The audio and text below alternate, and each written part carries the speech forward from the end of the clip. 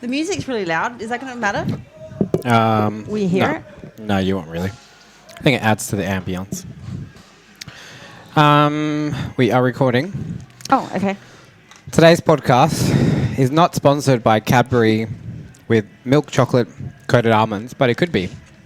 It could be if they want to sponsor So if you guys want to sponsor a fitness podcast, it will be welcome. feel free to do so.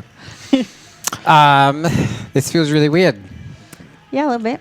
because this is going to be the first of many shows, but it's also the ending of something.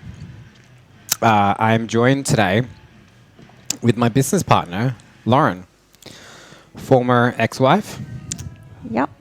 Do I say former ex-wife? Former ex-wife. Or do I just say ex-wife? Just ex-wife. Just ex-wife. Well, that is the Ex-wife? opposite, I think. Soon to be a former business partner, and probably like my best friend for a very long time.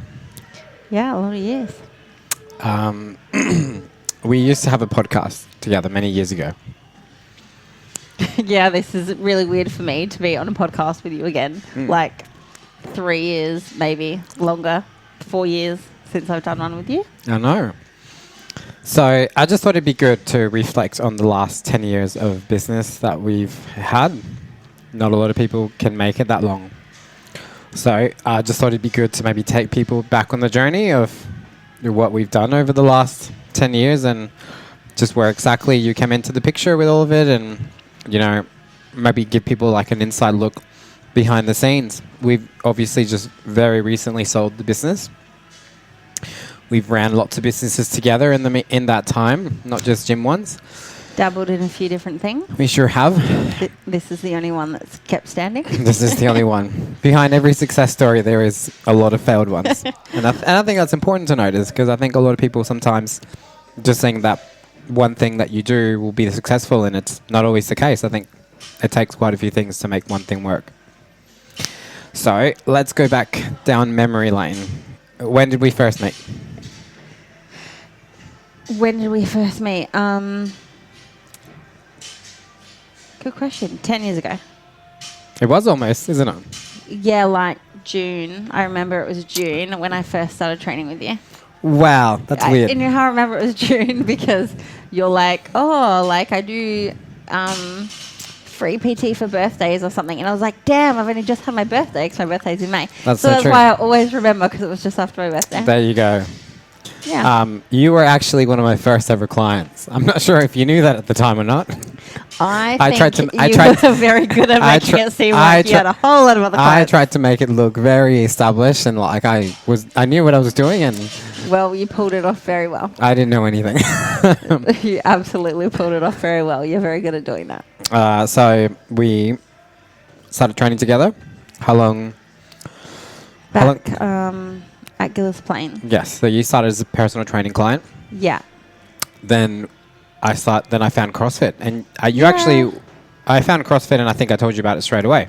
Yeah. So we started training PT in about June, and by the end of the year, you had decided you wanted to create a CrossFit gym. So the PT essentially stopped, and the group fitness classes started. And you were in the very first group fitness class. Sure was. At 21 Darley Road. Don't nobody go to that house because it is the residence of someone that we don't know. Someone else, yeah. Ty was there. Yeah. Our longest standing member of this gym. He was a member. He's been a member for 10 years. Yeah. Wow. And a few others. Your sister, and we started something. It's funny. We look back and we didn't know what we were doing. I don't think we really did. well, I don't think we ever thought CrossFit was really a thing. Like, you did. But, like, everyone else was like, I don't know what we're doing. Let's just go along with it. I know, and I'd spent maybe years looking at videos of them. Like, years. Not even years. I'd heard about it in the past, but I spent quite a few months looking at videos online, and I don't know what I gravitated towards in hindsight, but I just knew that training with other people was more fun than training on my own, and I realized that coaching clients, when you had, I remember having you and your sister, and you would both do a deadlift, you would immediately PR because you would want to do as much as your sister, right? Oh, yeah. Yeah, like my sister's, you know, older, taller, like stronger. And yes, I always tried to keep up and always tried to keep up the boys. I mean, I probably was stronger than I ever sort of needed to be as a woman because I wouldn't let anyone beat me.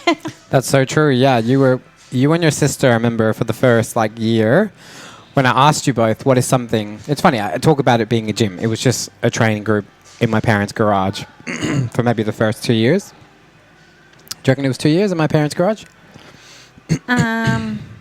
Well, I don't remember at what point we moved from Gillis Plains to Mulberry North, but the whole time would have been a couple of years, I suppose. Yeah, I remember like when I asked both of you, what would you like to see from the gym? They were both like, we want more women here, because it was just men and you guys for a long time. And when I say men, that's a bit of a stretch. Boys. Yeah, I Young mean, teenage we were all boys. pretty young, but you boys were even younger. Yeah. But no, I definitely, it was never like expected that the boys could do anything more than Kelly or I could. Like we would always do the same. Yeah, I the remember boys that. were never gonna beat me. I remember the arm wrestling, and by golly, did I try so hard not to let any of those boys beat me in an arm wrestle. I remember that. We used to do so many different fun things for training. Like arm wrestling was one of it. We used to do wrestling drills. We would do. So not CrossFit, but fun. Yeah, yeah. And I think that's like maybe one of those key metrics of success that I think sometimes gets neglected, or it's one of those little golden nuggets. I think the key to it is just making it fun. And I think sometimes people in business forget that. Like, I think one of the reasons why we've ever been successful, like as business minded as we are, which I think a lot of what we have is we have that, like we're both really hungry for like people. I'm not sure people know, but we're both really hungry for money.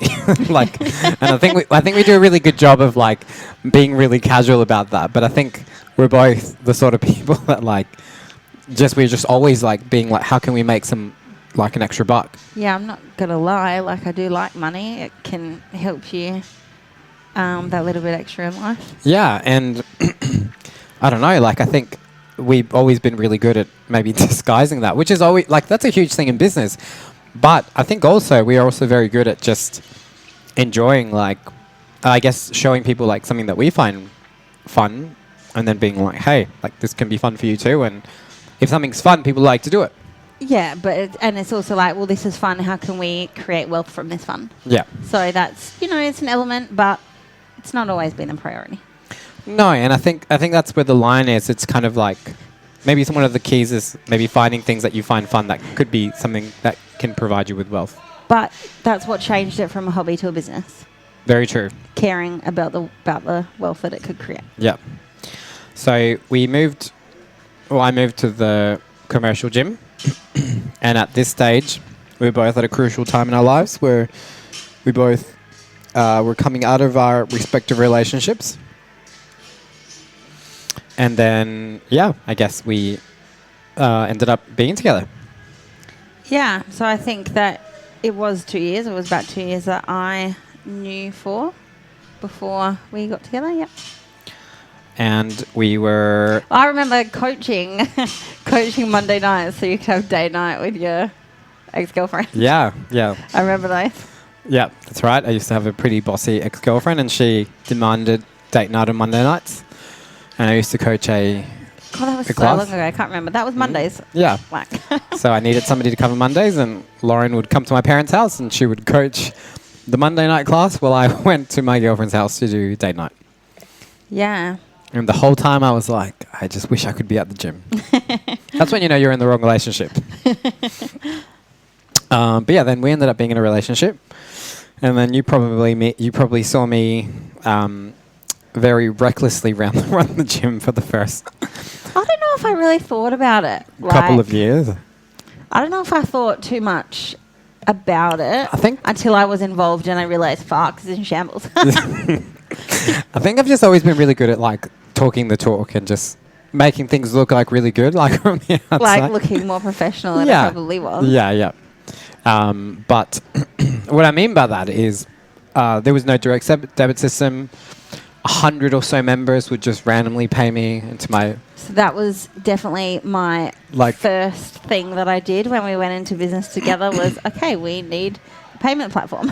I know, like, I remember being 23 and on one particular day having the 100 or so members that I had all pay me. Because what, the membership was what, like $100, $120? Yeah. And I remember like one day waking up and being like, I have $10,000 in my bank account. And then being like, sweet. And then I just went and spent lots of money because I was just really young and didn't know any better at the time. Hence why you needed me. Hence why I needed you. Always been the money person. So after 2 years of somehow not sinking, or maybe 4 years at this stage of not sinking the gym down, I was actually ready to throw the towel in. And after some much needed, I guess, counseling and therapy from you on why I shouldn't, you convinced me not to do it, not to quit, and not to call it a day. Do you remember that? I've been that person for you lots of times over the years. You have. And I think this is maybe like another really big point to highlight, because I think a lot of the time, because I probably just seek attention more than you do, I'm a lot more on social media, and people maybe know what I've done a lot more than maybe they think of what you've done. But yeah, like I wouldn't be where I am if it hadn't been for all the times you've convinced me not to throw the towel I in. can guarantee your listeners that we would have sold up many years ago if I'd truly left it up to you. Yeah. So everyone who's ever been a member at the gym, please know that I've actually wanted to throw the towel in a lot of times. A lot of time. And, you know, this is something that doesn't get spoken about a lot, which is owning a gym is hard. It's not just hard.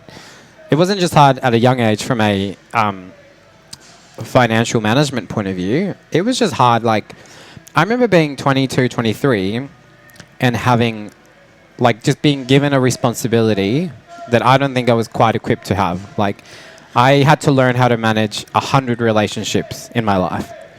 And I used to find that really overwhelming, you know? Well, I think it grew really quickly. And yeah, I think that, not having had business experience at a young age and then it growing so quickly as well would have been very overwhelming. And I think that that's, when we went into business together is probably what helped manage it all a little bit easier, was having each other to bounce off of, and you manage this and I manage this, and definitely sort of helped you ease back into it. 100%, because I think that I needed that person to just go and complain and bitch to about. Because at the time I didn't feel like I could do that with my members, because I never thought that was professional, and I just felt like I was bottling things up quite a lot. Mm. How did you handle all my meltdowns? I mean, I've always wondered that. How have you handled my meltdowns over the years? Well, I'm the only coach that has ever been able to maintain coaching the kids class. So, this is similar. Very true, very true. My patience and my tolerance, my calming nature. No, I just mean there's you just do it. You just let it not affect you. You just wait for the storm to calm. I have a lot of patience and tolerance, I think. And that's probably how I dealt with you. No. Like, I think just knowing you, I know you, okay, you're having a moment. That moment will ease, and then you'll be okay. And you won't want to throw the towel in. Well, I thank you a lot. And I'm sure lots of people thank you for knowing how to navigate my mood swings. We're going to take a quick break, and we're going to come back and continue talking about the last 10 years in business.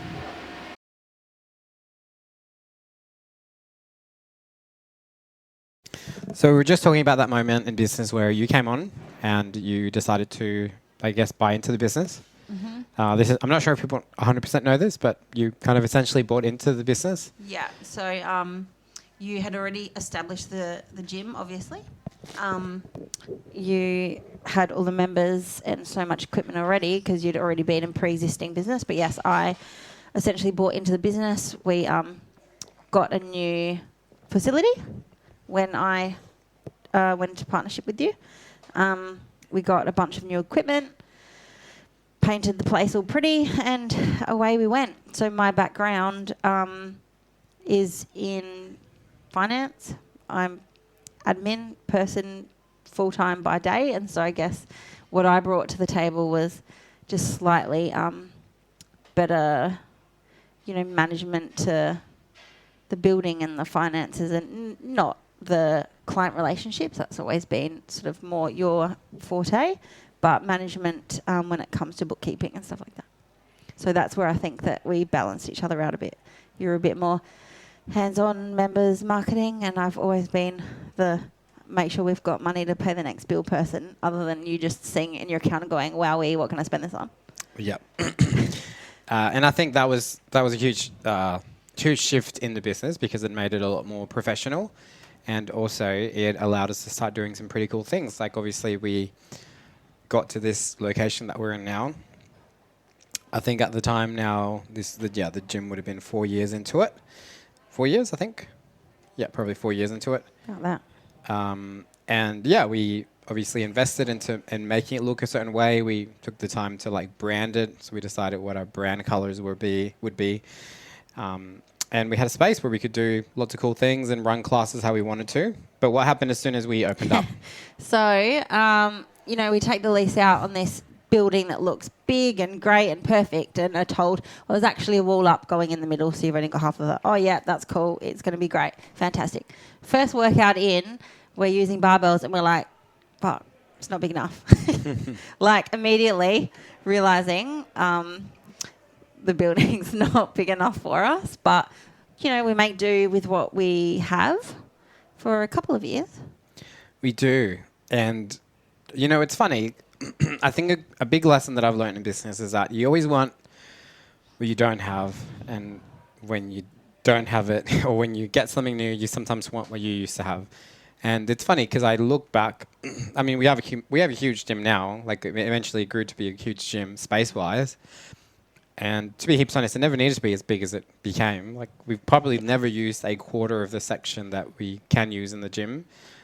Partly because it's not super useful because of the flooring, but secondly because, to be heaps honest, like when something's too big, it loses a lot of like that feel that it used to have. And when it was a smaller gym, it was actually quite easier to have a certain feel for community. Did you find that? Yeah, I mean, with the smaller space and everyone kind of together, yeah, it's definitely different. It's probably easier to coach, to keep an eye on everyone. When everyone's just right there in front of you. Now, they're a bit more spread out. But, I guess when you're right next to each other a little bit more, they talk a bit more, build that community a bit more. But we still had to factor in use of equipment and not being able to do certain things very well together without running into the next person. I know. And for a long time here, you had to be a bit of a ninja to be able to do running workouts, and people dodging each other with power cleans and overhead squats. And it was good though. It's good space. It's good layout, good setup. But I don't know how long it took till we. So we were lucky that with that wall that went up in the middle of the warehouse, we're lucky that we had the option to take on extra space. We did, and that we did. Once we became too full in most of our classes and needed the extra space, we took over the back area first.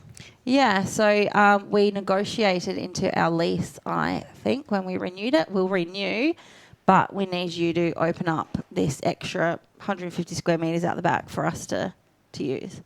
So, and this is the thing, like, we've just kept growing organically and increased members and increased costs at the same time. So we got really lucky that, you started at home, built up the membership base, and then got one facility. As you built that up, we were able to get somewhere else that cost a bit more, but then we were able to get more members in and then have more space at the warehouse. So you don't go from like 0 to 100 like at the click of a finger. We're sort of able to build up to that, which I think was a really lucky position to have been in. Yeah, and I think the first 4 years the business existed without any extra funding, and then we did get some extra funding when you bought into the gym. But other than that, like, just grew organically. Yeah. Yeah. Yeah. What we'll go to listener questions in a little bit. Now, from there, eventually that grew too big, and then we were able to take some extra space again. Yeah, I reckon that must have been the third time round with lease renewal. Maybe we said, yeah, we'll stay, but the wall needs to come down. We need that extra space. So we've gone from starting off with 150 square metres ish. to 300, now to 450, and that's where we're at today. So we were lucky enough for the landlord to be like, yep, I'll clear out the stuff I've got in storage and you can have the whole space. And that was great. I mean, we had a lot of fun bashing down that wall. We did. And taking that wall apart. It was just made of wood. So we took the wood apart, not like bashing We've taken through. a few walls down. We have taken a few walls down. We took a wall down at a different facility. Oh, wasn't that terrible in the end? That was what Came was back that? to That was like a warehouse into office space. Yeah, it was probably an old warehouse that had been fitted out to be office space. But gee, did we tear it apart. Okay, here is a huge thing that people don't actually know about the transition. So we transition, you invest all this money into the gym, and then what's the first problem that we face? Well, we had to pay a lot of money to get the old place back to looking like an office. How much money do you think we paid? I mean, 20 grand, I suppose. Yep. So here is like a huge business mistake that we made, and it cost us. That we made. Okay. Here is a huge business mistake that I made, and it cost $20,000. It's a $20,000 business mistake. Like, and not like a hypothetical. Like this is, I spent $20,000, but like $100 a month. No, like this was like a $20,000. Like you need to pay this. So this is Raoul signing this lease that says, there's a make good. So if you ruin anything, you got to fix it. And at this point, I've got nothing to do with the lease. I wasn't in business with him then, and so it's time to leave. And we've torn all these walls down. There's no longer offices there. This place is just not what it used to be. And so they've come back and said, all right, well now everything's got to go back up. So we find someone to do it for us, and then the landlord's not happy with the job, so then we've got to pay for someone else to do it. And it was just one thing after another. Trying to get out of that place was terrible. It chewed up most of the investment. I forgot that we tore down all those extra walls at the back of there. Yeah. Oh, wow. Yeah. Okay, and here's the thing. Here's the reason why it cost so much. I had a friend who was a builder who actually built all the walls up for us. And after we built everything and made good with it, the owner of the place wasn't happy with it. And he decided to just have it all redone again. And probably a bit young and naive, I reckon we just rolled with it. We did. We probably could have argued the point, but I don't think we tried. No, I don't think we tried. I think we were scared. Yeah. So, moving into the next place, it was a bit like, okay, like we need to make sure we can do these changes. And if we do these changes, we can afford to put them back if we are required to. So that was definitely something we got a bit smarter on the next time around. 100%. From there, eventually, the gym started growing and we were able to get some extra staff. Do you remember how that came about? Like how the extra staff? No. Who was our first coach? Jamie? Well, actually, you were the first coach. Oh, yeah. And then actually I paid people like random, some cash here and there to take over morning classes when I was too tired for a long time. We had Cameron, he was a coach for a long time. Mm-hmm. Had Ryan. Mm-hmm. Had Cheryl Lee. Mm-hmm. Kat. I mean, no, but not before you were involved in the gym. Because they were all coaches at the old facility. Do you remember that? Oh, kind of. Yeah. They all took like a Friday and they kind of alternated between each other when they would take the Friday. But yeah, so then we moved into here, and then eventually, like I always do, I can't do something for like forever. I can't do the same thing over and over again. And I've been really burnt out of coaching group classes for a very, very, very long time. I'm not sure that maybe our current members understand this, but I've been burnt out of it probably since 2016, I think. Yeah, I think you really reduced significantly the amount of classes you taught, and you focused far more on personal training. Yep. And I just have always been able to find that I can do personal training, that one-on-one interaction a lot better, and it maybe just drains me a little bit less than that group interaction. How have you found, did you ever find that personal training was easier to do? Do you prefer doing classes? I don't have a preference. I prefer classes. You prefer classes? I love my PT clients, but you just can't take on the problems of too many of them. You are like a therapist to them, and I think that is really draining to have too many PT clients that you need to be, a real support person to, both inside the gym and outside of the gym. I think I've found it difficult to maintain timetables and stuff like that. I've always worked full time whilst being at the gym, so yeah, for me, I think it was just easier to do group classes and get to chat with everyone and really coach more than you do with personal training, perhaps. Yeah. Yeah, I don't know. I've definitely always just preferred the one-on-one. I'm not sure why. I find it hard to coach when it's a really big group of people because I don't know. I think I've just not enjoyed that model for a long time. But anyway, so we decided to start hiring other people and we decided to create an internship program. Yeah. Yeah, you did that. Yeah.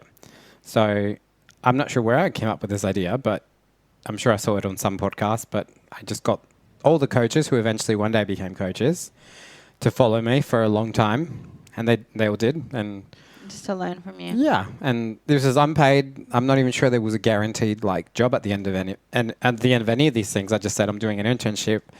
A whole bunch of them signed up. And yeah, I think most of them eventually stayed on. Claire was one of the coaches. Yeah. Kat was one of the coaches.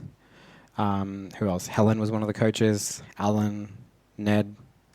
And obviously we've had Jamie, who's been helping at the gym for a long time now. Yeah. Yeah, 6, 7. Yeah, quite a few. Yeah, well, that was a good way to do it. I mean, as members, they would have learnt from you to a degree. But yeah, following around, watch what you do and learning from you. And in a way, kind of moulding them to be the type of coach that suits your gym. Yeah. And I think one of the things that I think we did really smart with all those coaches was they were all members. We all knew them. Mm-hmm. It really wasn't a conversation of is this person the right fit? Because, I mean, for a long time, I don't know, we used to have these conversations where, I mean, to be heaps honest, as things changed in the business, as our costs grew higher and our expenses grew higher with staff, we weren't able to do this for a long time. But, I mean, for a long time, and I mean, I think we both really just were of the idea if we just want cool people in the gym. And I don't mean cool being hip. I mean cool being people that we like.